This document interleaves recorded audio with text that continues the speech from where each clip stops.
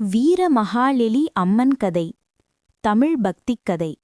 ஒரு காலத்தில் உலகத்தை அச்சுறுத்தி தர்மத்தை அழிக்க நினைத்த ஒரு கொடிய அசுரன் இருந்தான். அவன் பெயர் துர்காசுரன். அவன் பெற்ற வரங்களால் தேவர்களையும் முனிவர்களையும் துன்புறுத்தி பூமியில் அநியாயத்தை பரப்பினான்.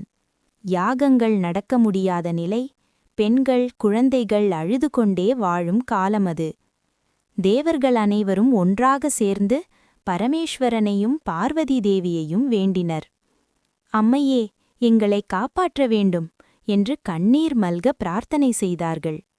அப்போது பார்வதி தேவி தன் கண்களிலிருந்து அக்னி, மூச்சிலிருந்து கோபசக்தி, இதயத்திலிருந்து கருணை, இவை அனைத்தையும் ஒன்றாக்கி ஒரு அதிபராசக்தியாக வெளிப்பட்டாள். அவள்தான் வீரமகாளெலி அம்மன். வீரமகாளெலி அம்மனின் ரூபம்: தீப்தமான கண்கள், கரங்களில் வாள், சூலம், கேடயம், நெற்றியில் தீப்பொட்டு, காலடியில் அசுர சக்திகள். ஆனால் முகத்தில் அம்மையின் கருணை. அம்மன் யுத்தத்திற்கு சென்றபோது வானம் நடுங்கியது, பூமி அதிர்ந்தது, அசுரர்களின் ஆணவம் சிதறியது.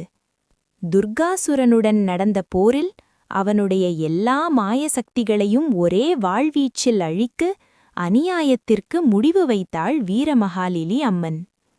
போர் முடிந்த பின் அசுரன் அழிந்ததும் அம்மனின் கோபம் தணிந்தது.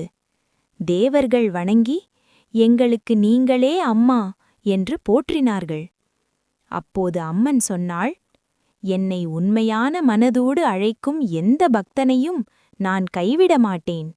தைரியம் கொடுப்பேன், தீமையிலிருந்து காப்பேன். அந்த நாளிலிருந்து வீரத்திற்கும் பெண் சக்திக்கும் நீதிக்கும் பாதுகாப்பிற்கும் அடையாளமாக வீரமகாளெலி அம்மன் வழிபடப்படுகிறாள்.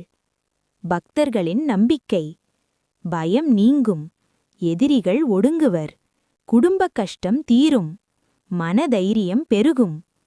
அம்மனை நம்பி அழைத்தால் வீரமாக நம்மை காப்பாள்.